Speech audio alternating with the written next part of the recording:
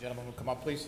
This evening, we have two members of the Lackawanna College Police Academy to lead us in the Pledge of Allegiance. This evening, we have Justin Preambo and Cole Ingersoll. Gentlemen.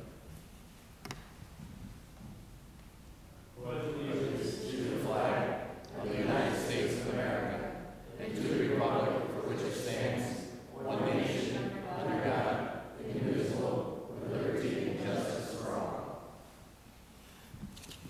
Please remain standing for a moment of silent reflection for our servicemen and women throughout the world, and also for those who have passed away in our community.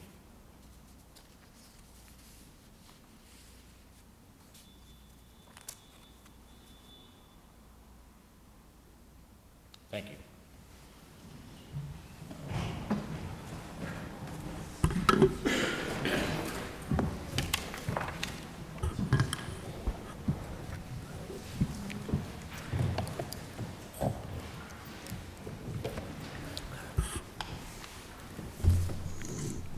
Roll call, please. Mr. Perry? Here. Mr. Rogan? Here. Mr. Evans? Here. Mr. Gahn? Here. Mr. Wexler? Here. This evening, we are going to present a proclamation to Lackawanna College. If they would come up to the podium, please.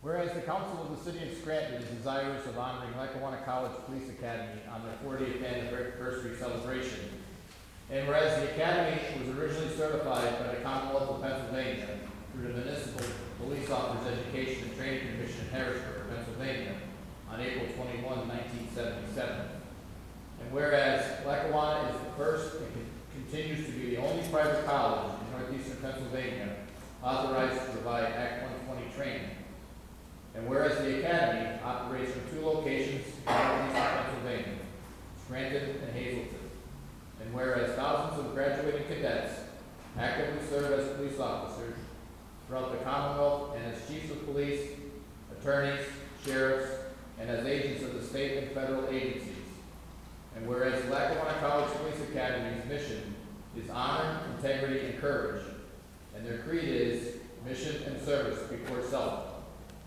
Now therefore, be it resolved that on Thursday, April 20th, 2017, the Scranton City Council wishes to congratulate Lackawanna College Police Academy on the eve of their 40th anniversary for their outstanding accomplishments and extend to their best wishes for continued success to their students, faculty, and staff. Be it further resolved that this proclamation be a permanent part of the record of this council as a lasting tribute to Lackawanna College Police Academy. Congratulations.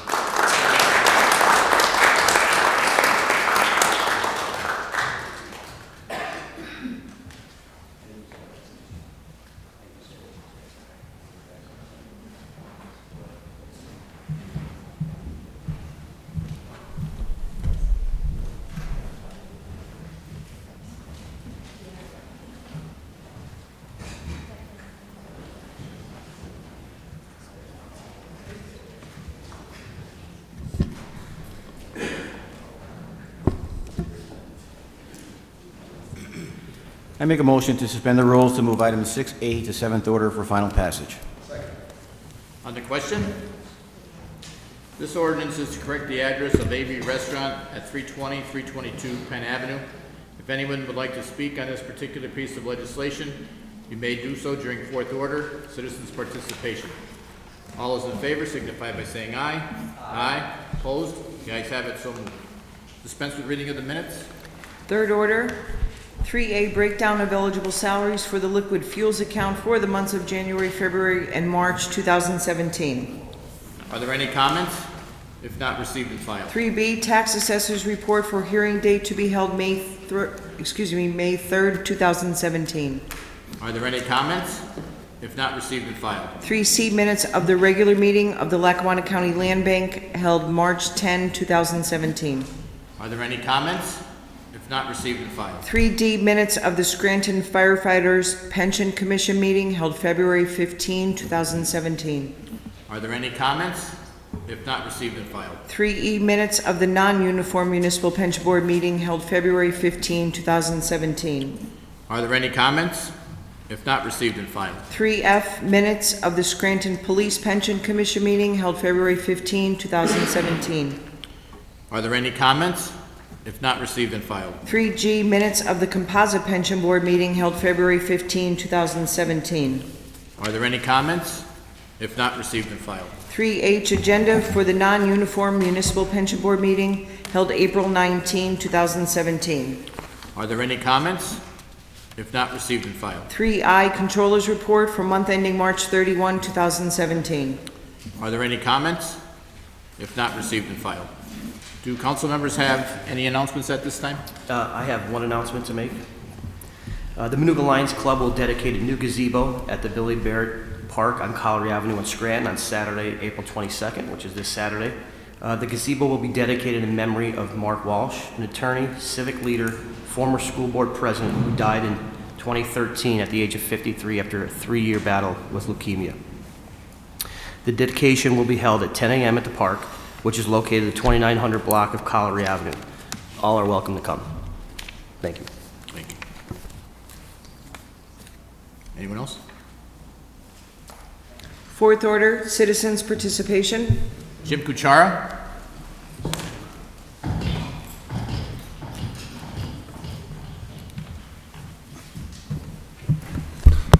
Council members, at this time I would like to take this time not only for myself but for my senior vice commander and all the officers and all the members of Brigadier General Theodore J. Wint, VFW Post 25, to thank each and every one of you for the time that you are giving us to say a few words on behalf of the Brigadier General on the subject of naming the Rockwell Avenue Bridge after Brigadier General Theodore J. Wint. As you know, to us it would mean so much just to have his name on that bridge. But bigger than anything, it's like you people are going to have the opportunity to, you will not forget a veteran. We're talking about a veteran who died in the early 1900s. He did so much for this country. He was born right here in the city of Scranton. That in Arlington Memorial Cemetery, with full military honors, he has, if not the largest, one of the largest monuments mark his grave in Washington, D.C. at the Arlington Memorial Cemetery. In the Philippines, there's a fort named after General Theodore Wint. Yeah, in Scranton, we would like something named after the Brigadier General. He was born right here in Scranton. I think he was educated in Providence High School. If you ask me where that was, I can only say it was in Providence. But we appreciate everything that you can do for us. That will be a proud day, I think, for all the Scrantonians to come up there and even drive over that bridge. Go up a block, there's McLean Park, after another very well-decorated Marine, but a veteran of foreign wars. In this day and age, when you can remember a veteran, especially one that's passed away over 100 years ago. And believe it or not, this is the 100th anniversary of the post that was named after him. Wow, would this be great? Our 100th anniversary for the post.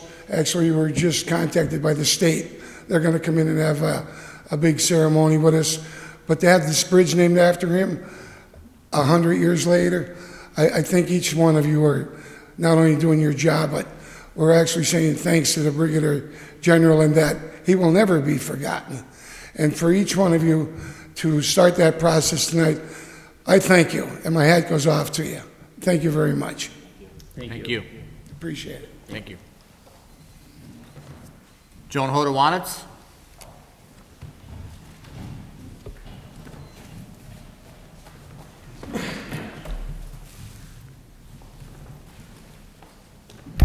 Joan Hodawanitz, Scranton resident and taxpayer. 71 days till June 30th, the deadline for the 2016 audit. Curiously enough, I'm in the process of reviewing the 2016 audit for Lackawanna County library system of 7 libraries. And amazingly, they always get theirs done within 90 days. We'll see what tricks they use to get that done.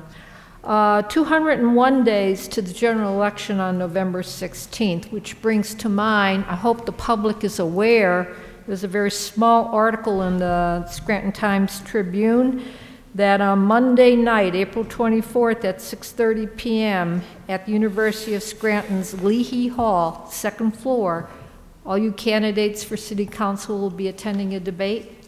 I hope you all are showing up. I will be there. I hope other residents come out and attend the debate as well. The city's website, I think the best word is erratic. You look at the home page today, there's a lot more information on it, rental registration, garbage fees, et cetera, the Junior Police Academy. But when you click on the controller's page, you see that the December and February controller reports have been deleted. And there's March, which is the most current one. January was never posted. Since these controller reports contain financial information of interest to taxpayers, I would like to see someone remind the administration to put those reports back up and leave them up. They're as important as the audits. Also, there's a page on requests for proposals, RFPs, for 2015, 16, and 17. But there's one RFP missing, and it's the RFP for the third-party administrator. I would like to see that posted to the city's website. And I have a question. I read the RFP, the Scranton Times, Jim Lockwood is kind enough to link it in, onto the internet. And my question is, it's been advertised in the local newspaper. Where else has it been advertised to find a third-party administrator, since the mayor's goal is to have a nationally recognized third-party administrator? Does anybody have any idea how we're doing a nationwide search for this individual? I'd like to know. Inquiring minds would like to know. With regard to items 5G and 5H on the Linden Creek project, if you would give a little background information on that for the public during motions. Where is Linden Creek? What is the story behind that project? And how does this relate to the overall stormwater management requirements for the city? And are we going to see other projects pop up during the course of the year? The Arcata study is not due until later in the year. I saw that the legislation asks for up to $30,600 for grant money, even though Denny Gallagher's initial estimate is around $20,000. That may go up. So a little background on who shot John there, why this is coming up, what the problem is. And if we can be having legislation to fix this problem, what about the Youngs and the Kennedys and all the other people in the city whose homes and properties are being devastated by stormwater runoff? What are we going to do about them? Item 5B, the transfer of $296,895 from the contingency fund to DPW. And that'll pretty much take more than half of the contingency fund, which was $585,000. I don't necessarily object to this transfer of funds, but does anybody know how we're paying for snow removal yet? And where that money's going to come from and out of what budgets? The transfer on the agenda, that's what the money that's paying for the storm removal. That is for the, Yeah. that's paying for the snowstorm. Yes. Okay, so Yeah, we I asked got that down to $296,000. Originally, it was over $300,000. Yeah, that's the other question that I had. I wasn't sure where the other money was coming from. I'm Okay. assuming that it's just coming from that budget, but I asked the business administrator that question yesterday, and that's what he told me. Yeah. Because there was snow removal budgeted for 2017. You know, we anticipated it being in the fall, not in the spring, but there was money set aside Well, previously. we have a budget for unused salt. Maybe we can tap into that. Thank you. I'll be back next week. Thank you. Bill Jackowitz?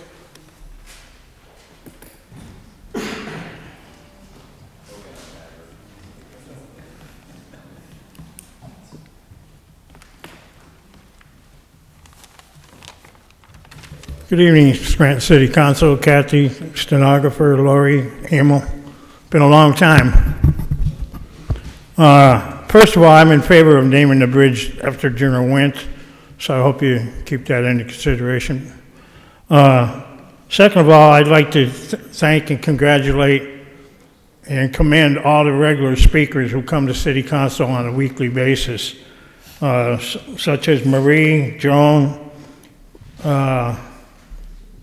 Andy, Bob, Lee, Les, Ronnie, and Dave, and Faye. So I'd like to commend them all. I hope they keep coming, keep up the good work. I know how difficult it is. Thirdly, I'd like to talk about why are we paying special counsel Kevin Conboy when we have a city solicitor? Shouldn't that have been the city solicitor's job to do what he did? Second of all, who in the city hired Kevin, Attorney Conboy? Did you have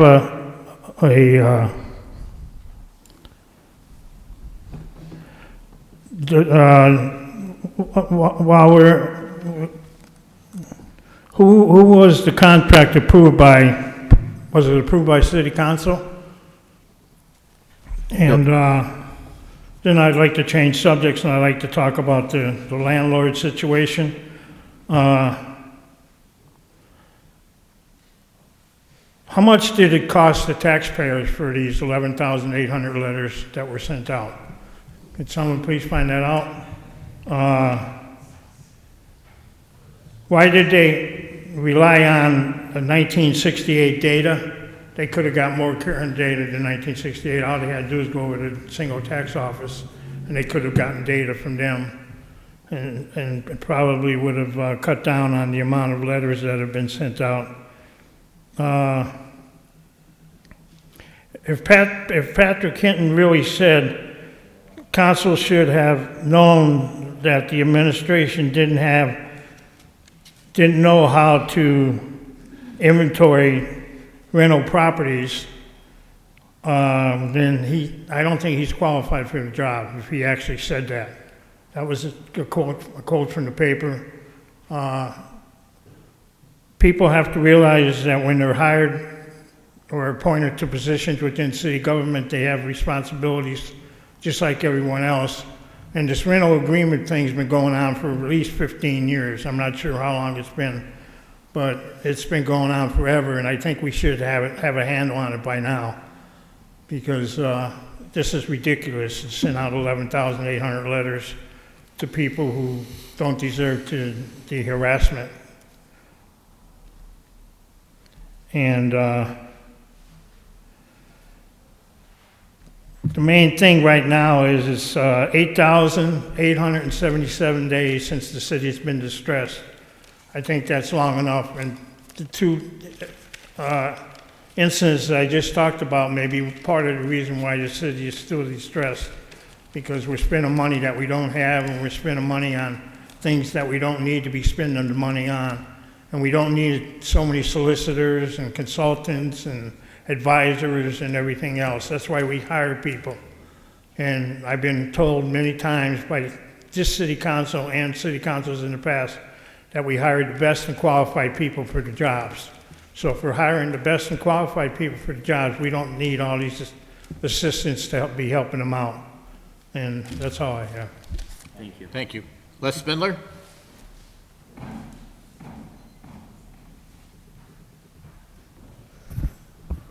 Good evening, Council. Les Spindler, city resident, homeowner, taxpayer.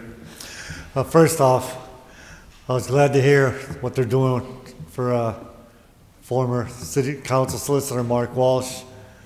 I read it in the paper last week. I was happy to see that. I knew Mark since he was a young child. My family had a grocery store in the Hill section. He lived about a block and a half away. He and his family used to come and shop there. Like I said, I know Mark, like I said, for countless years since he was a child. He's a great man, came from a great family, and I'm glad to see that he's being honored in this way. He's sorely missed. I think of Mark all the time, and when I come into these chambers, and he was a great man, and he's missed by everyone. Moving on, spoke about this 2 weeks ago, and nobody had an answer for me about this ridiculous ordinance about the recycling fines. That ordinance should be taken off the books. There's no way for that ordinance to be enforced. Nobody had an answer for me 2 weeks ago, like who's going to enforce it. The only people that could possibly enforce it are the people dumping the things in the truck. And there's no way they're going to be able to do that. So it's a ridiculous, you know what, I've been coming to these meetings for 15 years. That's got to be the most stupid piece of legislation ever passed by a council. It's ridiculous that there's no way to enforce it. And I want to hear if anybody can argue with me about that. There's no disagreement with that. It's ridiculous. There's no way to enforce it. It should be taken off the books. It was just to harass people to make them put out recyclables. It's just ridiculous legislation. And here's another piece of ridiculous legislation. This rental registration. I live on one side of my rental property. I shouldn't be getting this in the mail. It's incompetence by people in this city. The LIPS inspector is incompetent. The LIPS director, not inspector. People shouldn't be getting it. It's a waste of money. It's a waste of postage, paper. They don't know who's eligible to get these notices and who isn't. It's incompetence. No wonder this city is falling apart. We hire people that don't know what they're doing, and they harass people by sending them stuff like this. And you know what? I'm tired of it. Something's got to be done in this city to turn this city around. We got to hire the right people. People shouldn't be getting these letters in the mail when they're not supposed to. Don't know when it's going to stop, but something's got to be done. That's all I have for right now. Thank you. Faith Franis?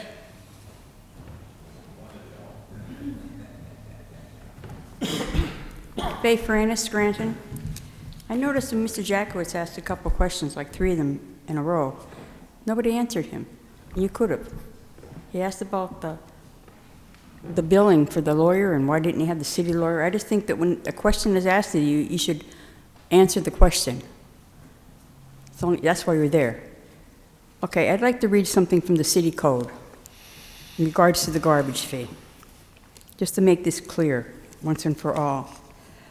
All fees shall be deposited in a special city interest-bearing account to be established by the business administrator. This account will be used to reimburse the general city operating fund for costs incurred directly for the disposal of refuse. Note the use of past tense, incurred already. In other words, the work was already done. Since the ordinance specifies a special account be interest-bearing, there would be no interest earned if the funds were transferred into the operating fund prior to need, as the amount in the special account would be 0. Okay, so when the city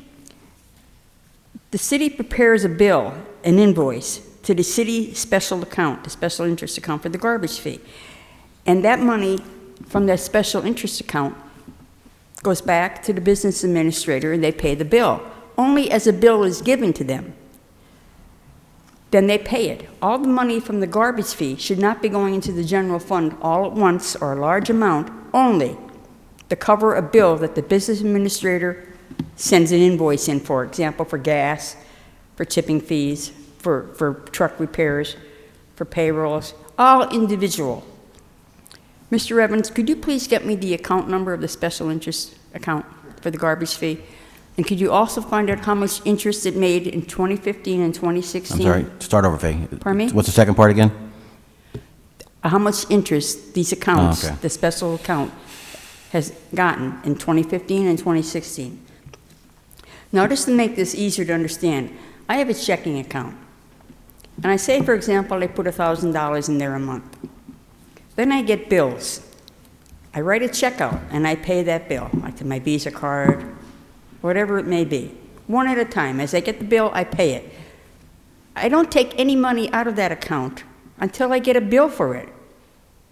So there's no reason for this special account to put any more money into the general fund other than what is asked of the business administrator, pay that bill. And you were telling me and the rest of the people in the city that the paperwork was all messed up. That's why they don't have it right, and that's why you're doing a study. Well, to me, that's totally incompetent. Mr. Evans, as the finance chair, I've been asking you over almost 2 years now to get me the information how much money is going in and how much money is going out. And you have never, ever given me an answer. I always get the runaround, and then you come up with the excuse that the paperwork is wrong. But if you had gone to the business administrator and you would say, where's this special account? Let me see the invoices that are going in. Let me see how much money was coming out. You could have gotten that information in 10 minutes. But to this day, you still have not gotten that information. No, the answer was that the money goes into a specific account. When the money is received from the garbage fees, it goes into a special account, and then it's transferred into the general fund. That's the answer I was given. Well, Now, you may disagree with that, Faye. I know you disagree with it, but that was the answer I was given by the business yeah, but administrator. what accounts were they going into the general fund? Not just the general fund. They had to go, like when he sent an invoice, what was that invoice for? Specifically, it was for gas or whatever. There's what the special accounts, what accounts were they going into? I never got that information. And that's what we need to know. And Bill Courtwright is behind this completely, because you people, all of you, would be giving me this information if you wanted to, because you could have gotten this information for me in a heartbeat, and nobody could tell me different. So the reason you're not, in my opinion and many others, you wanted all that money in the general fund, all the $300 that the people were paying. You wanted all that money into the general fund, and there was no accountability as to where it was going, how it was going out, because you wanted to pay other bills with it. And Billy Courtwright likes it that way, because this way he doesn't have to raise taxes. Because if this money was accounted for, there wouldn't be extra money in there to pay other bills like he's doing. And it would be a tax he'd have to do. And it really is a tax, because we're paying more. We're paying $300. We're paying more than is what is going out. So that is definitely a tax, and we could have claimed it on our income tax. And I definitely think that every person in this city should demand a refund for all the money that they're paying over the $300. The $300 is way too much for the last 2 or 3 years, and we deserve a refund for everything that we paid over the amount that was paid out to pay for the garbage fees. Billy Courtwright just doesn't want to raise taxes. He's raised them 87% in the last 2 years. And there's no taxes this year because he's running for election. So everybody needs to know, if you want this man to stay in office, you're going to be taxed right out of your homes. Thank you. Anyone else?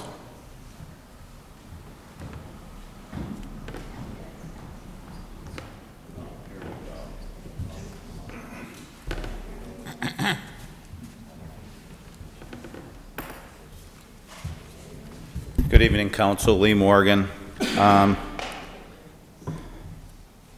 You know,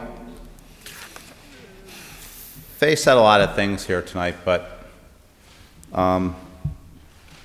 I think every one of you has a defense, to be real honest with you. I don't think you're competent, and I don't think you have any idea what you're doing, and you wear nice suits, but other than that, I really honestly believe you're clueless. And I feel sorry for the people that have yard signs in their yards right now, because somebody came and knocked on their door and said, hey, I'm supporting this guy. Could we put a sign in your yard? And, you know, we're naming a bridge after a general who's been dead 100 years, and I'm not so much against that, but we forgot about every Scrantonian that's still alive. That's a problem, and we've forgotten about them for a quarter of a century. But First of all, I'd also like to add that, I'm looking for people to call my cell phone, 570-604-1212. I'd really be interested in people that would be willing to run for public office as independents after the primary. Because, to be honest with you, some people might think it's a waste of time, but it really isn't. I think there's no real support for the candidates that are running, just machines propelling them forward. And I'd like to say to the city employees that the Scranton Sewer Authority was sold and almost none of the money went into your pensions. And if you're a state employee, I don't know, it's my understanding that you're probably only going to get 25 to 50% of your pension in retirement because you've elected people like the people that represent us in Scranton, and it's going to be a bloody mess. And the truth of the matter should be told that we need an elected mayor and council. We need a part-time mayor in this city, not a full-time mayor. And we need to start taking grant monies and going into the neighborhoods and giving low-interest 1 or 2% loans to all the homes that the city has condemned over a period of time to begin to try to restructure our neighborhoods and save them from the incompetence that's just overwhelmed us. And I feel sorry for the residents who are going to go into court and fight this 511 tax, because I've watched Judge Gibbons in action, and I'm not impressed by him, not even a little bit, when a judge says that he doesn't care about case law or statutes because he's a judge. Well, that's how they're supposed to determine what they're going to do. So, I could use a lot of fancy words and try to, I just try to keep it simple so that everybody can understand that politics is touching everything. And, when you take a look at the way this city's run, like with the garbage fees and all the other silliness that's gone on here for, 25 years of my life, just a 25-year waste. It's more than troubling because the people they elect are so arrogant and so unconcerned about the average person that it's mind-boggling.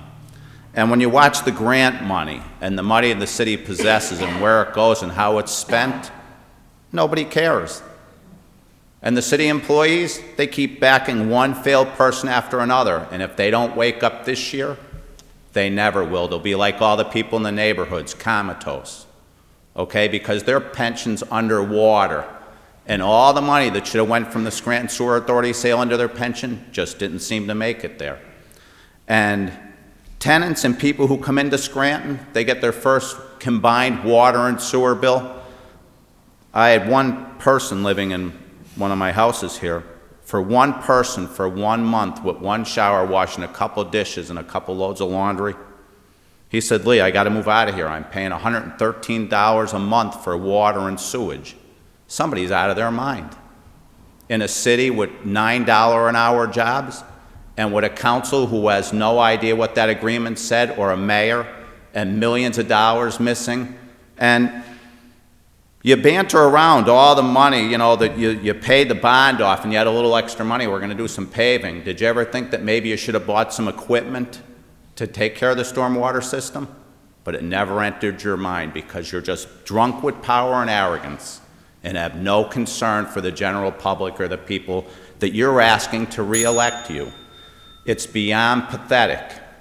And people in this city, they have to pick some people to run as independents and start taking this machine apart. Or they're going to be the slaves they've been for the last 80 years and have nothing. Look at our neighborhoods. Thank you. Thank you.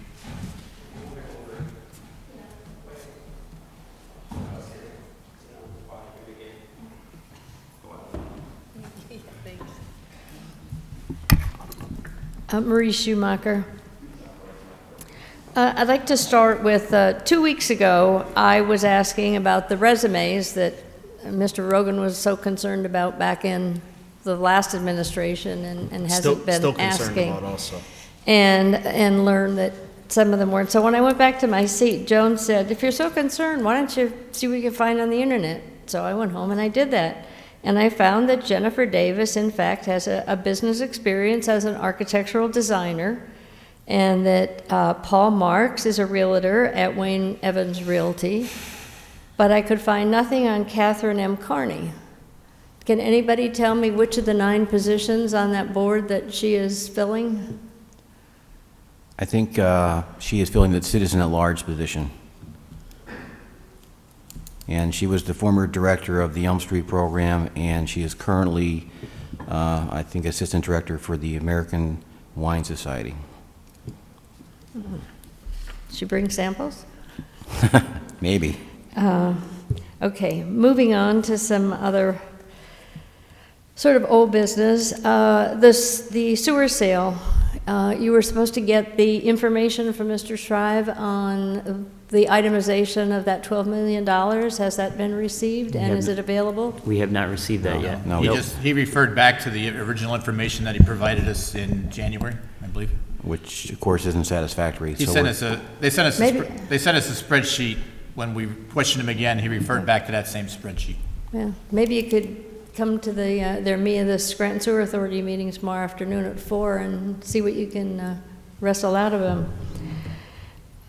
What about the scrub list of properties and equipments that are being insured by Knowles? Has that been done, and do we have a list to look at? It's being worked on, and I haven't seen the finished product yet, so. I thought it was supposed to have been done by the first of this month. I haven't seen the results yet, so we'll check Okay, that. we'll just have to keep bringing it back. What about Muni Services? Is there any of you up there that are willing to find out why we approved Muni Services for a 3-year contract well over a year ago now, and they have done nothing? Probably because we still haven't asked why. My understanding of Muni Services is that open.gov, which does the same thing. It did what? Open.gov is basically the same thing as Muni Services. The state has come in and said that they will pay for open.gov, so I don't think we're paying Muni Services. I think we basically have put that contract aside. So I'll verify that, but I don't think we're doing anything with Muni Services at this point. Open.gov, that's a Pennsylvania website? Yeah. So And they're putting our information on that website? we're in the process of getting that done, yeah. We're supposed to have a conference call this past Monday, but it was canceled. So I'm going to be having it next Monday with open.gov to find out where they're at. So I'll let you know next Thursday. Okay, thank you. Also, while I'm thanking, a big thank you to the DPW for coming up to East Mountain and doing the worst of the worst craters that have been up there. They're still, I'm sure they ran out of asphalt because it's that bad. But especially around Mountain Lake Road, and where you had to, it was brought back the days back at the Rocky Glen on the Dodgems when you had to go on that road.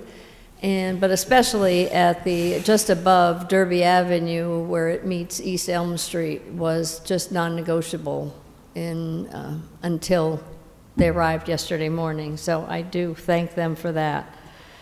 Now, back when, at that meeting on the 10th of March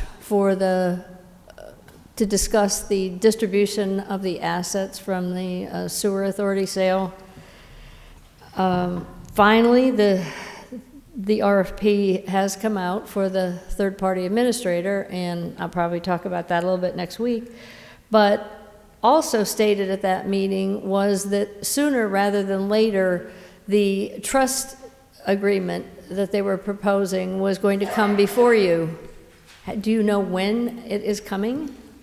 I believe the third-party administrator has to be decided upon first. It all goes together. I'm sorry, I couldn't get The third-party administrator, that's all part of that, so it all has to come together first. What do you mean come together? You've Well, got it, it's the if we don't- RFP's out, if you're gonna there's- hire somebody. If no one responds to the third-party administrator RFQ, what are we gonna do? Well, may I just say the way I read it and what the mayor said it was going to be, I'm sure at least one person will be Yeah, we don't. responding. We don't know Thank that you. for sure. I don't know that for sure. I'd bet on it. Thank you.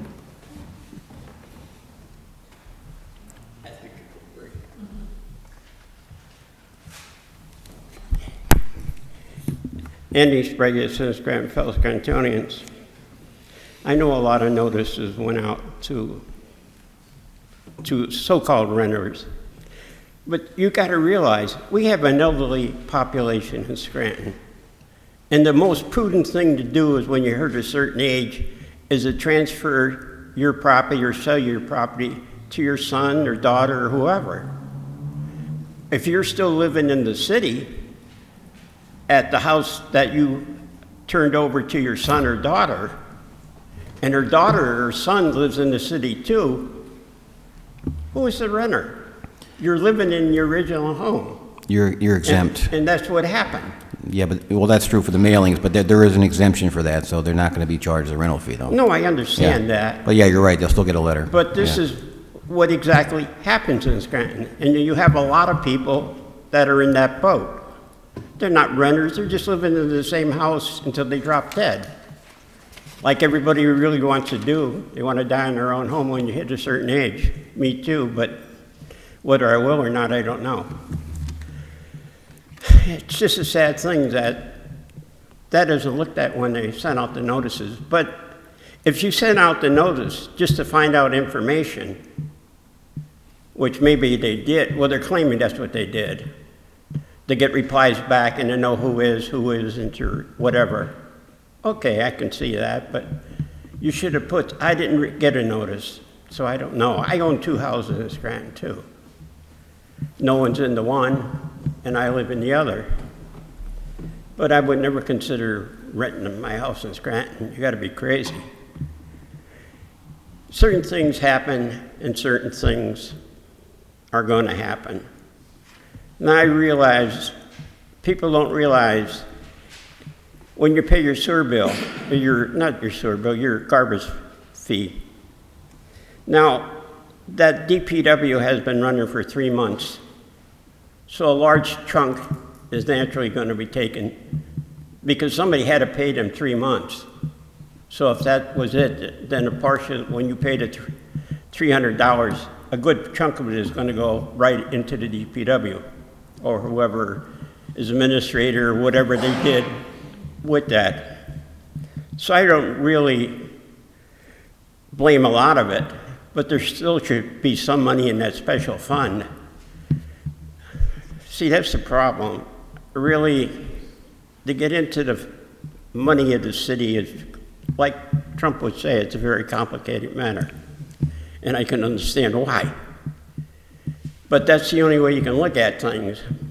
Actually, you're 3 or 4 months before they get the money, and that money 4 months is old to whoever's collecting and doing the tipping fees and so forth and so on.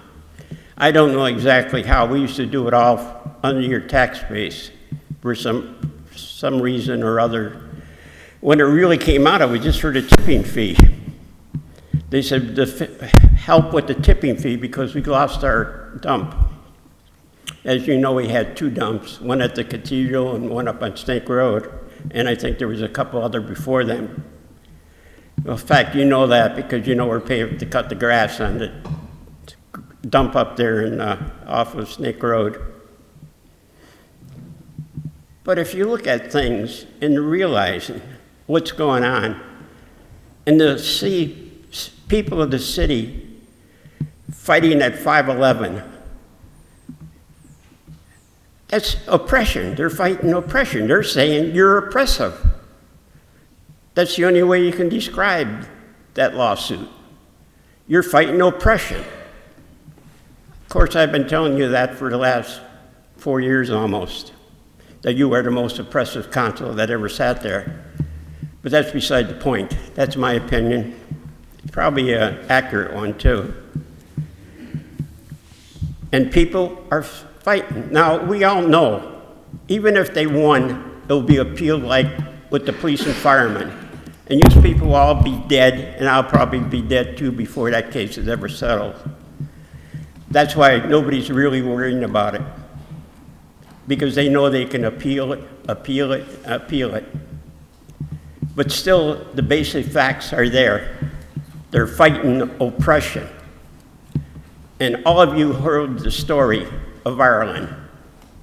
And you know what oppression at least your family knows, or your grandmothers know, what oppression actually is. Okay, bye. Thank you. Anyone else? Fifth order, 5A motions. Mr. Perry? Yeah, I have a couple things tonight. Thank you very much. I'll talk a little bit on my opinion on the garbage fee, since it was brought up by a couple speakers today, and it is an ongoing, very much of a sore point in the city. Personally, I believe that the $300 fee is too high. Do I have anything to base that on? I don't until our study's finished. When our study's finished, we'll have a better understanding on the DPW's role in refuge. Now, with that being said, I would like to see a reduction in the garbage fee for next year. Are we going to have time to evaluate the ongoing inspection that's being done and then be able to put that into the budget? I hope so. That's my goal. I know this body talks about it all the time. But to be realistic, I wouldn't see that going down too much on a flat fee. You know, is $250 the right number? I mean, we're just pulling numbers out of the sky. Off the top of my head, I'd be more inclined to go with a hybrid system, which would be a low flat fee and then more of a per bag system. That would really help out the elderly, the person who lives by themselves. They can pay a $50, $75 up front, and then per bag. If you have one bag a week, you're going to be on Easy Street. And if you are a family of 6 like I was growing up, well, then that's what's going to carry the most bulk, because that's what's going to the dump more often. More bags going out.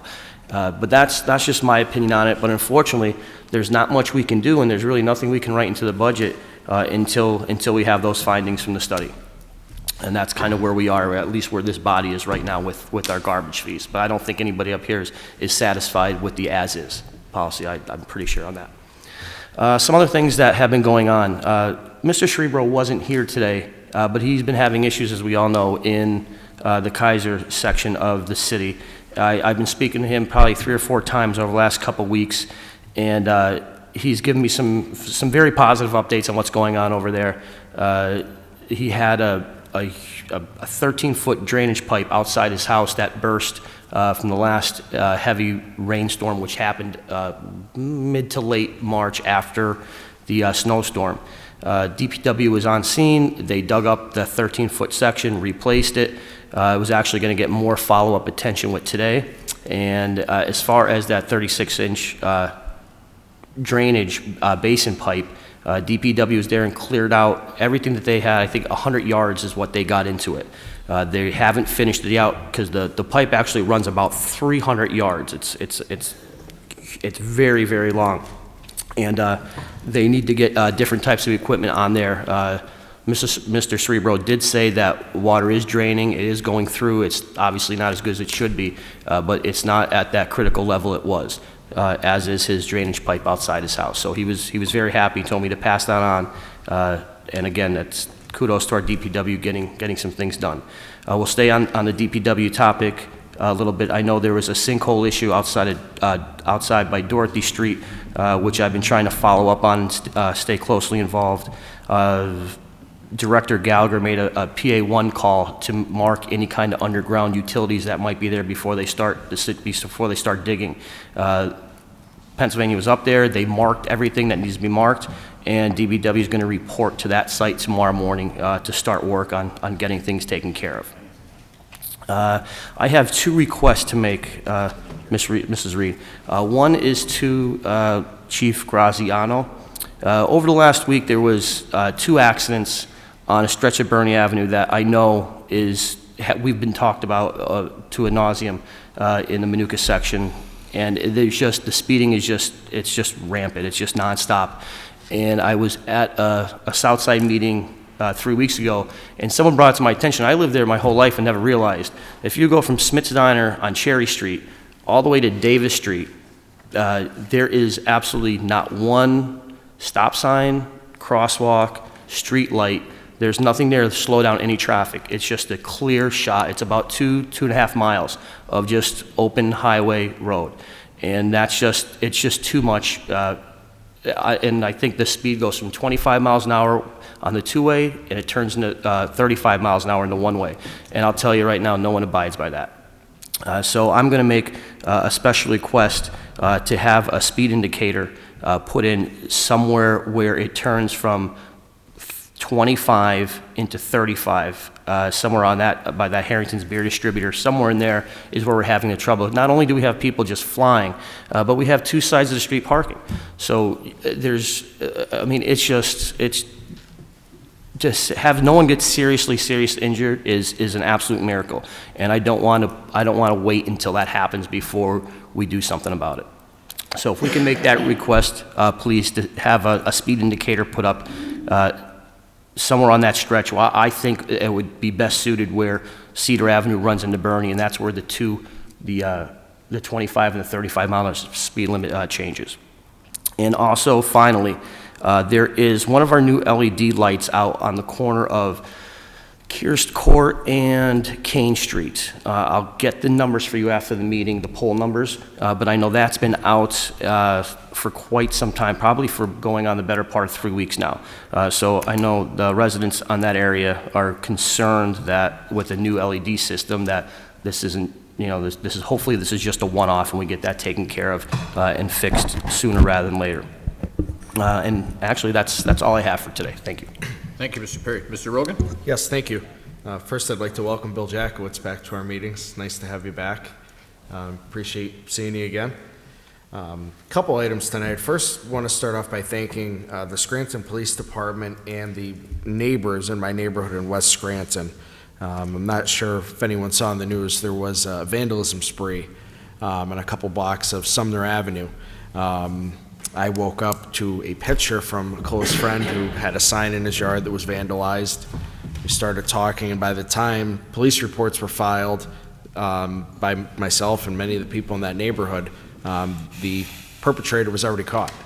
So it was a great job by the neighbors using their cameras that they've had on their house in the police department to track down this individual. And it was a number of homes, cars, sidewalks that were tagged with spray paint in my neighborhood in West Side. So I'm just really want to give a big shout out to the police department and especially to the neighbors for looking at their cameras and looking out for one another. And that's something that is becoming more prevalent with having the cameras on the houses, and that really helps in a situation like this to catch somebody before they could go out and go on a spree like this again. Secondly, I do want to mention I'm proud to vote yes for the renaming of the Rockwell Avenue Bridge for General Wint. Any time we have a chance to honor a veteran, something I love to do. It was a fight to keep the Colonel Duffy Bridge named after Colonel Duffy, which we were successful with, and now we will name the new Rockwell Avenue Bridge for General Wint. So I'll be very proud to cast a yes vote for that legislation. Now on to some items that aren't quite as positive. The rental registration, I know Councilman Gahn talked about this in the newspaper, and there was a letter sent out as well. Yes, council passed this legislation, but our intent was never to have a letter sent out to all these properties. I had a number of calls from residents, and I'm very happy that they called me because with the exemptions that were added, a lot of people didn't understand. And especially some people, they get a bill in the mail from the city, they didn't read the fine print, and I'm fearful that a lot of people just got that bill and wrote a check to the city when they didn't have to. So I do want to reiterate a couple of the exemptions that are in the legislation. If you own a 2-unit property, a multi-unit, and you live in one of the units, as Mr. Spindler does, and you receive that notice, you do not have to pay a registration fee. Send it back to the city, write that it's owner-occupied, and send it back. It was never the intention to charge a rental registration fee to anyone for the property that they live in. Secondly, if you rent to a family member, you're also exempt. This was something I've been fighting on for over 3 years because a family I'm friends with on East Mountain kept getting these bills over and over again, and they're not even rentals. They're letting their family stay there for free, and they were getting these bills. So there is a family exemption. So if you own a rental property and you rent it to a family member, you are exempt. if you have a rental property or a property and you don't rent it, and it's currently vacant, you're also exempt. My biggest fear, and I understand that the county data is 50 years old, it's garbage. At that point in time, it was accurate, but the amount of properties that have changed hands and changed use through those years, I would guess to say it's the majority of the properties in the city over 50 years probably changed hands. There has to be a better way to do it. Now, I do see in our mail today that proposals are going to be opened on May 24th, City of Scranton Rental Registration Database Compilation and Management Program. I guess my question would be why this wasn't done prior to the bills being sent out. Maybe this is, and I could be wrong, this could be more of an ongoing management, but my biggest fear is, especially many people, when you get a bill in the mail, if I get a bill in the mail and it's from the city, you write a check and you pay it. And I'm just concerned that a lot of people are going to think, well, this is a new law or this is a new fee, and send a check. So I really want to reiterate all of those exemptions. And if you meet any of them, don't send a check. Just send a note with it that you're exempt for this reason. And if you have any questions, contact any one of us or our office. We'd be glad to help any way we can. The last thing we want to see is somebody paying this fee that isn't supposed to. The whole purpose of rental registration was to crack down on out-of-town landlords, not people who rent out the home they live in or rent to a family member within the city. So the law, the purpose of the law is still a need. There are a lot of out-of-town landlords in the city that do not keep up on their properties. And for those people, that's exactly why this was enacted. So anyone that received a letter in error, or if you have a property that's not a rental property, certainly send that back stating it's not a rental, and it will be addressed. But I do want to reiterate all those exemptions, and I'm hoping that the city could the administration will come up with a better way to send out these notices in the future. Next on to another hot topic tonight, the garbage fee. I won't talk on it too much because I think everybody knows my position on this issue. But I agree the $300 garbage fee is excessive, and it's particularly unfair to senior citizens and people who live alone, or even a couple. My wife and I put out maybe 1 or 2 bags a week at most because we do a lot of recycling. There's a number of people who live alone, a lot of widows that put out not even a full bag of garbage, a small white bag, or even sometimes a small bag from Garrity's. And it's certainly not fair that person's paying the same $300 that the large family is down the street. So there needs to be a system made that's equitable and fair. If that means a large family has to pay more, that's fair. If you're generating more garbage, you should be paying more of a fee. The individual who lives alone cannot continue to be punished under this system. And that is all for now. Thank you. Thank you, Mr. Urban. Mr. Evans? Thank you. I've got quite a few things to talk about tonight. While we're waiting on the evaluation currently being done by the county to determine if they will move forward with the much-needed reassessment, I thought I would occasionally offer some information about things that are happening around the state on that subject. An interesting article on Philly.com several weeks ago discussed 2 families in Delaware County who recently appealed their assessments to the Delaware court. A Delaware County judge ruled that because the inequities in assessed value in that county were so great, he ordered the county to do a total reassessment of the 200,000 properties for the first time in 20 years. So Delaware County is under court-mandated order to reassess, and accordingly they are moving forward and ahead with the reassessment. This has since been commented on this by the Scranton Times editorial board, who went on to say, a half-century after Lackawanna County's most recent assessment, 2 current majority commissioners resist reassessment for the fear of political fallout. The Delaware County case demonstrates that a court could, and perhaps should, take it out of the hands for their failure to comply with the state constitution. I have taken the position for over 2 years that if the county ultimately refuses to do a reassessment, the city and maybe any other responsible governing bodies, affected school districts, and any other entities should join together to force their reassessment through the courts. And based on this recent information from Delaware County, maybe even the individual property owners who understand that a reassessment will bring equity and fairness to our property taxes should join the effort. While I don't expect the county to move ahead on their own to do a reassessment, I think it may be finally time for them to release their evaluation, and then we can decide who will have the final word. I'd like to talk a little bit about pave cuts. We recently were notified by the city's pave cut inspector that the utility work on the 500 block to the 800 blocks of Birch Street and the 200 and 300 blocks of Crown Avenue in South Scranton has been completed. This effectively means that the months and months of poor road conditions, as well as many other issues that adversely impacted residents, will be coming to an end, and the roads are finally paved curb to curb. But this points to a larger failure. It is my personal opinion that the current pave cut ordinance has failed residents citywide by allowing for utility companies to dictate how long and how work is done when installing new underground facilities. It is my understanding that most work is completed in the following manner. Utility companies first put out all the main lines or pipes for the work to be done on affected streets, and they continued to move around the city completing their mains first. When all that work is done and the roads have been dug up and a mess for months already, they return to do the second phase of the work, which is to put in lateral lines or pipes to the individual properties. Only when that is completed can the roads be then properly restored and paved curb to curb. The problem I have with that scenario is it allows for streets to be dug up for months and months with no utility work being done while crews shift to another part of the city. I would suggest that the city require that all jobs be done by the utilities be completed all at once.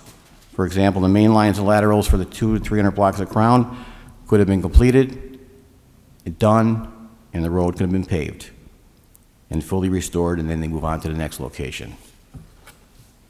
So that's all I have on that, but I hope we can somehow review the pave cut ordinance again. I know it's relatively new, but I think there's deficiencies that we need to address, as we all know as we drive around the city. Two things that came up last week that caused a little angst in certain circles. They were already talked about tonight a little bit. The bills for the rental registration were finally released. As can be expected, the phone calls started shortly thereafter. The primary problems were the numerous homeowners that got bills for their own single-family homes. Clearly, to get a notification to register their home as a rental property. Data is an interesting thing. The old business axiom which says, garbage in equals garbage out, most certainly applies. The city, in an effort to finally get a handle on rental properties, enlisted the information from the Lackawanna County Assessor's Office. What they didn't know, but should have known, is that much of that information is 47 years old and has not been updated since the last reassessment. Garbage in, garbage out. I have suggested for nearly 20 years that the data gathering component of this process be done by a third-party company who has the tools, databases, and knowledge to get this information right. When this legislation was approved, my calls for that continued. So I'm a little baffled at the position taken by the License and Inspection Department that somehow this became City Council's fault. I am confident that if the administration had sent us an RFP for a responsible third party to help with identification, it would have been met by a 5-0 vote for approval by this council. This has always been our position. Additionally, a reminder to all, City Council legislates, the administration implements. With that said, I do not believe it was for a lack of effort from those in LIPS to perform their duties. It is because of a lack of access to the data and the knowledge on how to find it. And for some reason, a failure to seek out the data or those who have the access to that data. Another thing that I find troubling is when the last reassessment was stopped in 2009, 21st Century, the company that was charged with doing the job, had completed all of the field work for the city of Scranton. I have told city officials repeatedly, this administration and the last, that since 2009, that this information should have been available from the county, either through the assessment office or their IT department. This is the most current and comprehensive data available today. Even at 8 years old, it is extremely valuable, yet somehow it goes unused, unaccessed, and even unrequested. That stops today. I would ask that we send a formal request to the Lackawanna County Commissioners requesting access to that information. It was bought and paid for by all of the taxpayers of the city of Scranton and Lackawanna County, and finally, it should be at least put to some positive use. The second event that took place, of course, was the release of the refuse bills. By all accounts, the 10% discount you get if you pay the entire amount in the first payment has received the positive feedback. I would expect a dramatic increase in collections over previous years of paid refuse bills when the first reportings come in. While there were some glitches with incorrect information being provided to some property owners as to their qualifications for the discount, that seems to have been resolved and corrected to my knowledge.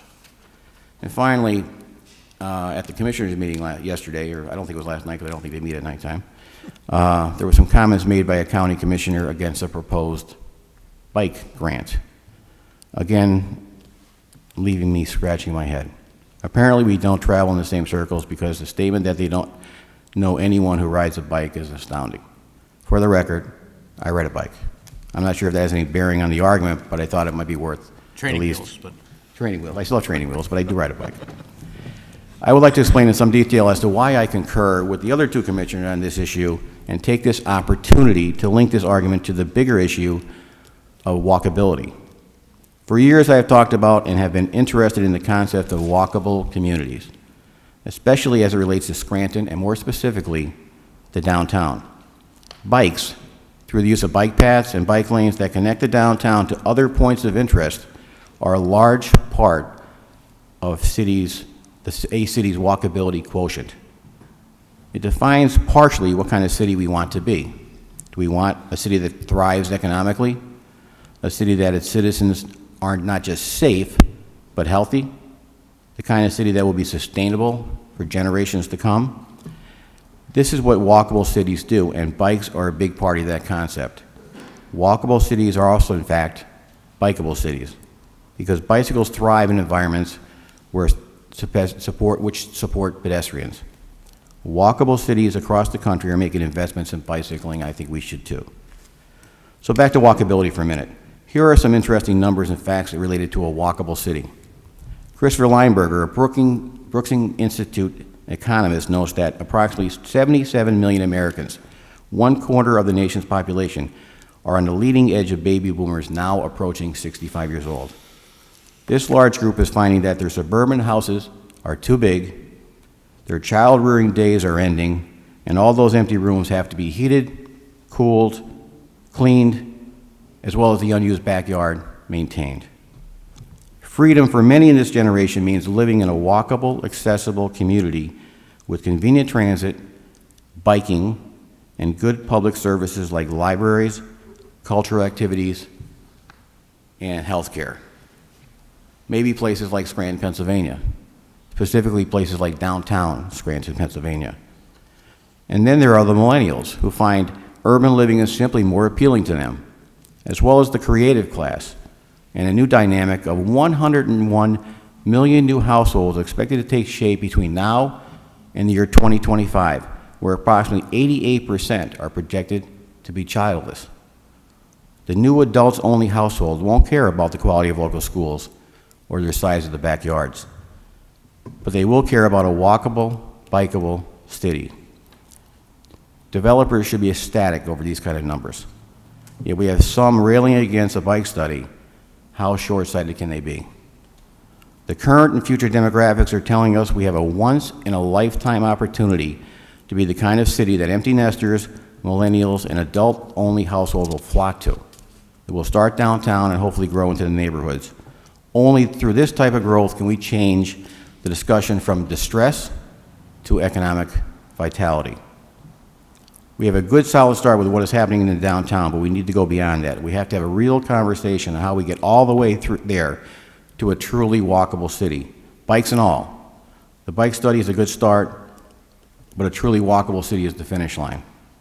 So if anyone is interested in learning more about this concept or would like to be involved in moving Scranton forward as a walkable city and doing what we have to do to make that happen, please call our city council office, leave your name and number, and I will get back to you as soon as I can. I think it's a conversation that is important to the future economic growth of our city. Opportunity is knocking. It's up to us to answer the door. And that's all I have for tonight. Thank you. Thank you. Mr. Gohan?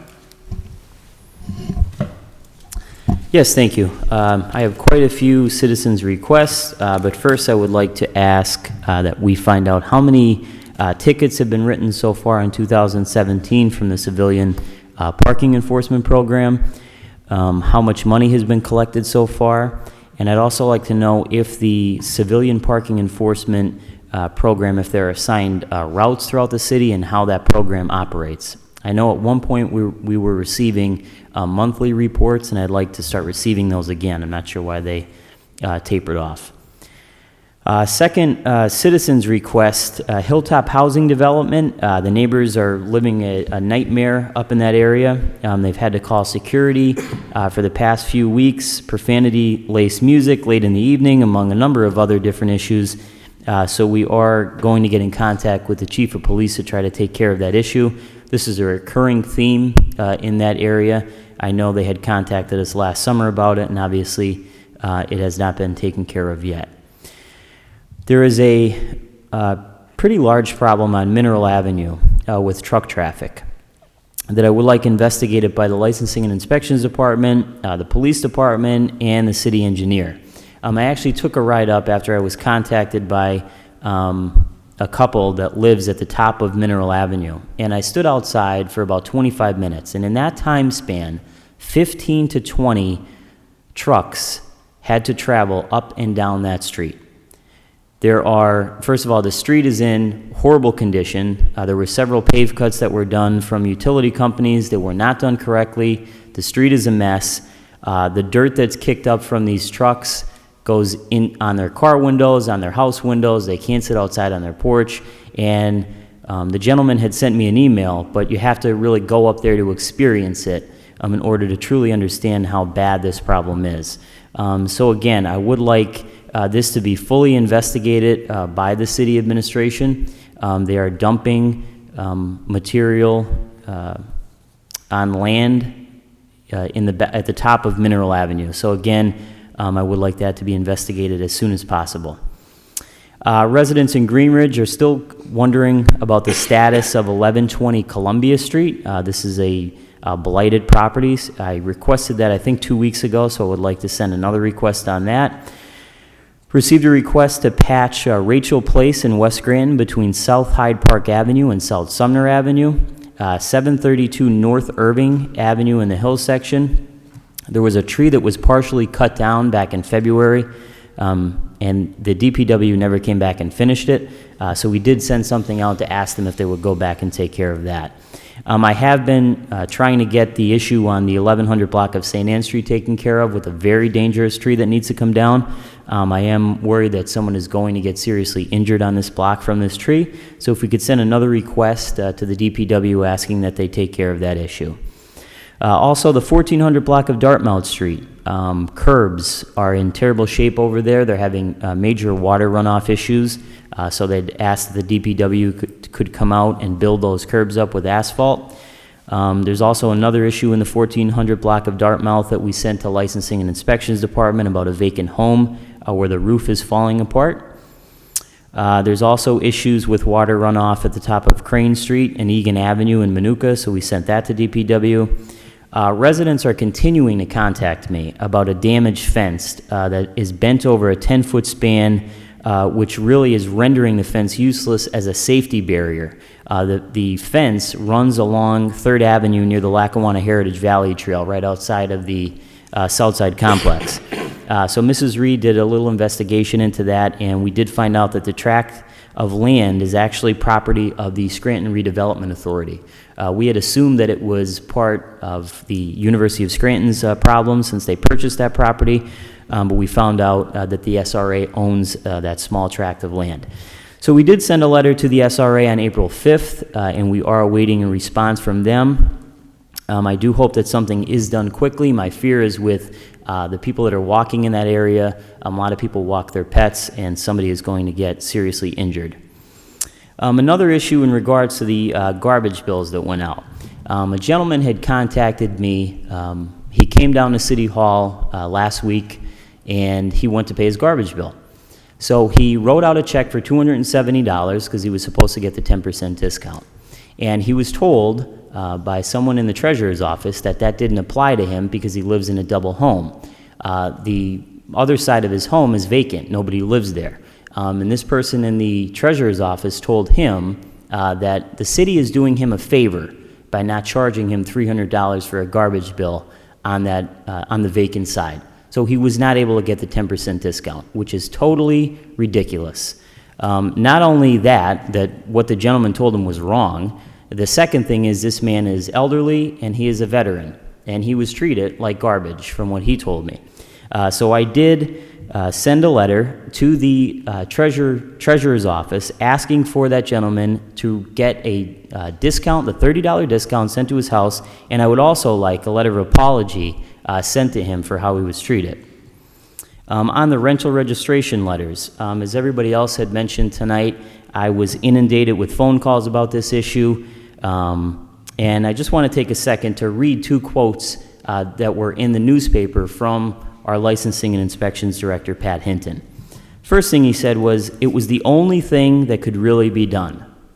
The second quote was, "It's pretty amazing to make such a bold and ignorant statement like that." And he's referring to when I called the licensing inspection snafu incompetent. Mr. Hinton goes on to say that council, they're the ones that drafted this piece of legislation. They didn't say anything about how the city would identify the properties. First of all, what's bold and what is ignorant is the actions that were taken by Director Hinton in the city administration. The definition of incompetence is the inability to do something successfully. It also means ineptitude and a lack of proficiency. And I can't think of a better word to describe the situation. Look, I understand that people make mistakes. It happens. But this issue has happened before. Back in 2015, the city did something very similar. So it seems to me that Mr. Hinton and the mayor are throwing darts in the dark here and waiting to see what sticks. I also think that Mr. Hinton and the administration need a lesson in the way that government works. The legislative branch, which is city council, passes the laws. The executive branch, which would be the administration, enforces and implements the laws. This is not rocket science. I've received numerous phone calls, numerous emails over the past few days regarding this issue. People are angry, they are confused, they try to call City Hall, and nobody answers. I tried to call City Hall. Nobody answered. I left a message for Mr. Hinton. I still have not received a phone call back. My other question is, why should the burden be on the homeowner to prove that the single-family home that they've lived in for the last 50 years is in fact a single-family home? When a cop pulls you over, he doesn't ask you if you were speeding. He doesn't ask you how fast you were going. The burden of proof is on the officer. The bottom line here is that there was an unbelievably flagrant level of laziness and incompetence on the part of Mr. Hinton and the city, and it is time that they get their act together. I've seen enough in the past 3.5 years to know that this is ridiculous. And everybody wants to blame everybody else, but the bottom line is there's a job to do, you get paid to do it, get it done. I'm quite frankly sick of the excuses, and the only people that get the short end of the stick are the taxpayers and the homeowners in this city. The last issue I'd like to talk about tonight is the Scranton Sewer Authority, the sale of the Scranton Sewer Authority. I have been asking for the past month or so for invoices related to legal work done on the sale, and I was provided those invoices last week. Unfortunately, most of the documents, actually all of the documents, have information that has been redacted. For example, special counsel to the city for the sewer authority transaction, Ned Abrahamson, was paid $200,000, but there's no detail of what work was done.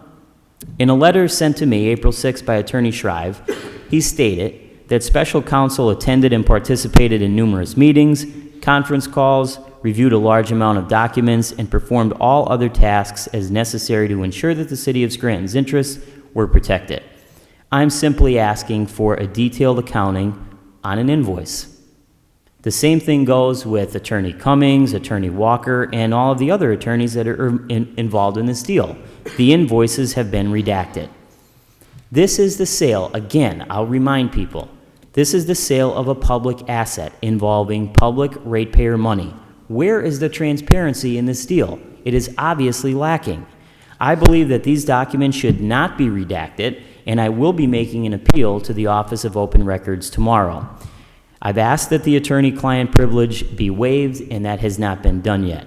I don't understand what the big secret is. If you got paid $200,000, $300,000, you should be able to show us what you did, and the document should not be whited out so that you can't tell what work was performed. The other question that I've been asking, and some other councilmen have been asking for the past month or so, is what happened to the $12 million that was expended during the sewer sale transaction. Mr. Schreiber did provide a spreadsheet, but again, it's hard to tell what capital improvement projects were mandated and where that money was exactly spent. So we asked for a detailed breakdown of that $12 million, and I would like to see that immediately. Again, these documents should not be hard to provide. And that is all I have for this week. Thank you. Thank you, Mr. Gahan. In regards to the rental registration, we all commented on how poor the rollout was. As Mr. Rogan said, we have been informed by the business administrator that they are trying to come up with a plan to hire a third party to investigate the situation. Unfortunately, we relied on the county records, as Mr. Evans stated, but I think even for this third party, that would be the starting point for this study anyway. I give the senior citizens more credit in the city. I don't think people blindly pay bills. Maybe some do, but I give people a little bit more credit than that. In regards to the actual day that the bills came out and were received, and it's difficult to give out praise in this situation, but I would like to thank Tom Oleski, who works in the office. They were the first line of questioning was where that was hit. Mr. Oleski contacted me very early in the morning so that we could start getting the information out, as Councilman Rogan stated, about some of the restrictions and for compliance. And Mr. Oleski did try to get that out. As Mr. Gahan stated, their office was inundated with calls. I believe Mr. Oleski told me they had 67 calls within the first hour when their office opened on Monday. And I think at that time there was only he and another person in the office, so that's why some of the calls weren't returned. I also want to thank our office staff on Monday. They also, when the phones weren't answered in Lips, those calls usually matriculate down to City Council, and our staff handled it quite well. We did try to get the information out as quickly as possible in telling people what to do. I spoke to the mayor on Monday. He assured me that there'll be no repercussions for anyone who got a bill and it's not responsible to pay it. They are going to collect the bills. It's going to be part of the data collection, and so the next time that this gets mailed out, we should be in better shape. But referring back to Mr. Evans' comments, overall, the city has to do a better job in terms of improving our databases and our technology. It is 2017, and a lot of this information should be able to be compiled. I just look at the fact that everybody gets a water bill. There's no one that doesn't get a water bill. So if we could come up with some way that we could start commingling and interacting utility bills and tax bills and rental registration and garbage fee bills, there may be some constitutional issues involved with that, but like I said, nobody gets away without paying a water bill or an electric bill, so there has to be some way to merge those databases. While we were away the weekend after we had our last meeting, there was the huge water line break in Dunmore. And I would like to thank the Pennsylvania American Water Company for the fact that they had a great notification system. I got several emails, several texts to let us know that there was a problem. I'd like to congratulate also the neighborhood associations who allowed us, especially Councilman Rogan and myself, to post updates on information that we were gathering as they became available to us. I was in contact with the water company on a regular basis, especially with issues regarding the pumping stations on East Mountain and in Oakmont. Sunday morning calls, and the people who were responding to me were very courteous and wanted to get the information to us as quickly as possible. Also, the week before we went off, I attended the Greenridge neighborhood meeting and talked to Mr. Young about his situation over there. We did send a letter to Attorney Price seeking an update on Mr. Young informed us that the city has been informed that they are responsible for this fix. I haven't seen a letter from Judge Gibbons or from anyone to confirm that to me, so we are looking to get that from Attorney Price. We did have an issue that, once again, we're dealing with the water company now on some sewer issues. There was a problem in Trips Park. We contacted the water company. They were quick to respond, and so far the relationship that I have with them is they're very open to cooperating with us and getting problems corrected. In terms of the garbage fee, this is a thing that's really going to have to go hand in hand with recycling. As been discussed here, there has to be some type of formula for a base fee and some type of per bag fee, but the per bag fee kind of has to go hand in hand with an improvement in recycling.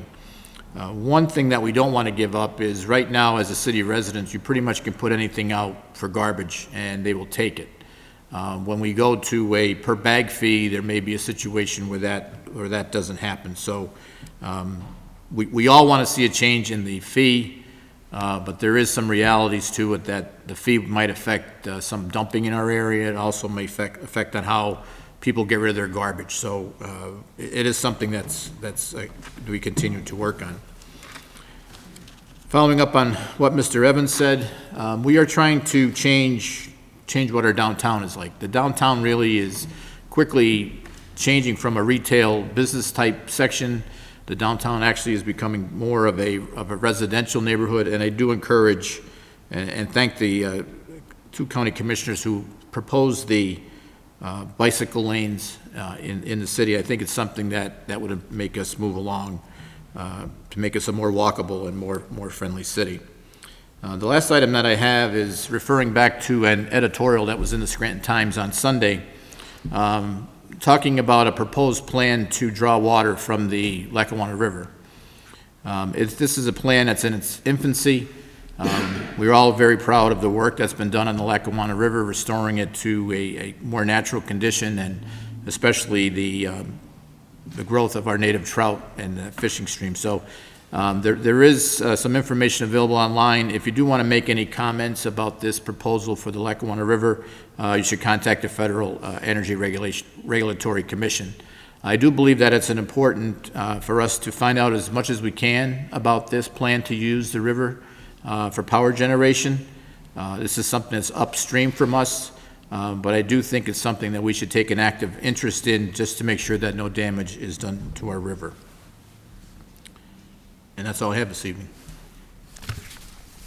5B, for introduction, an ordinance amending file of the council number 65, 2016, an ordinance entitled General City Operating Budget 2017 by transferring $296,895 from account number as noted non-departmental expenditures contingency to account number as noted Department of Public Works, Bureau of Highways, rental vehicles and equipment, to provide sufficient funding for the rental vehicles and equipment account through the 2017 budget period. At this time, I'll entertain a motion that item 5B be introduced into its proper committee. So moved. Second. On the question? All those in favor of introduction signify by saying aye. Aye. Opposed? The ayes have it, so moved. 5C, for introduction, an ordinance closing and vacating a portion of an unnamed alleyway between South Main Avenue and Halsey Court in the 1200 block of South Main Avenue. At this time, I'll entertain a motion that item 5C be introduced into its proper committee. So moved. Second. On the question? All those in favor of introduction signify by saying aye. Aye. Opposed? The ayes have it, so moved. 5D for introduction, an ordinance amending file of the council number 63, 2016, an ordinance as amended entitled amending file of the council number 155, 1999, an ordinance entitled providing for the licensing and regulating of contractors doing business in the city of Scranton, including requirements for the granting of permits and fees for same, providing penalties and rights of appeal by adding and deleting definitions, updating the department name and director's title, updating application forms, the requirements for contractors' license fees, issuance of permits, conformance to code, revocation, suspension, denial, prohibited acts, stop work, certificate of occupancy and temporary certificate of occupancy, permit fees, inspections, fines for violations, and appeals procedure, and deletion of sections 17 and 22 in their entirety by adding under section 1, definitions and interpretations, the definition for specialty contractor's license, adding the letter L under number 3 in section 2, contractor's license, adding specialty contractor, under section 3, application for license, adding M, requirements for specialty contractor, and under section 6, license fees, adding the fees for masonry contractor license, residential contractor license, and specialty contractor license. At this time, we'll entertain a motion that item 5D be introduced into its proper committee. So moved. Second. On the question? Yes, on the question. This was discussed back in caucus, and I did ask that Mr. Hinton attend our caucus next week to provide further clarification on this ordinance and to answer some questions that we have. Thank you. Yeah, just on that issue, I would think if we have any questions for Mr. Hinton, we should try to get them together before the caucus, if we can. All those in favor of introduction signify by saying aye. Aye. Opposed? The ayes have it, so moved. 5E for introduction of resolution naming the recently installed Rockwell Avenue Bridge in the North Scranton section of the city in honor of General Theodore J. Wint. At this time, I'll entertain a motion that item 5E be introduced into its proper committee. So moved. Second. On the question? It's on the question, this is one of the good things that we get to do as a council. We have a lot of bad news that we work with, but this actually is an outstanding project for the city and for North Scranton. All those in favor of introduction signify by saying aye. Aye. Aye. Opposed? The ayes have it, so moved. 5F for introduction of resolution authorizing the mayor and other appropriate city officials to execute and enter into a contract with Maine Pool and Chemical Company Incorporated for seasonal chemicals for swimming pools, excluding Naog Pool, for the calendar year 2017. At this time, we'll entertain a motion that item 5F be introduced into its proper committee. So moved. Second. On the question? All those in favor of introduction signify by saying aye. Aye. Aye. Opposed? The ayes have it, so moved. 5G for introduction of resolution authorizing the mayor and other appropriate city officials to execute and enter into a grant agreement with the Commonwealth of Pennsylvania Department of Environmental Protection Flood Protection Grant Program to accept grant funds in the amount of up to $30,600 for rehabilitation assistance for damage from rainfall to Lindy Creek in 2016. At this time, we'll entertain a motion that item 5G be introduced into its proper committee. So moved. Second. On the question? Yes, on the question, just to try to answer Ms. Hodowanitz's question. During the August 1st storm, there was significant damage to the Lindy Creek project, and the Army Corps at this point is offering to fund 80% of the rehabilitation efforts and not to exceed $154,000. On top of that, the city would have had to provide a 20% match. So the DEP Flood Protection Grant Program is going to cover that other 20%, which would have been the city's match, up to a max of $30,600. Now, as to where on Lindy Creek exactly the damage occurred, I'm not sure about that, but I will find out tomorrow or early next week, and hopefully we'll have that answer before final passage. Thank you. All those in favor of introduction signify by saying aye. Aye. Aye. Opposed? The ayes have it, so moved. 5H for introduction of resolution authorizing the mayor and other appropriate city officials to execute and enter into a cooperation agreement between the United States of America and the city of Scranton for rehabilitation of non-federal flood control work in Scranton, Pennsylvania on Lindy Creek. At this time, we'll entertain a motion that item 5H be introduced into its proper committee. So moved. Second. On the question? Yes, on the question, I forgot to mention this, but these two pieces of legislation are one and the same. This is the grant. The scope of work for this project is they're going to repair the high water damage to the flood protection project, notably replacing riprap at the project's debris basin that was subject to erosion and removing sediment and debris that is deposited into the project's concrete flood reduction channel. Thank you.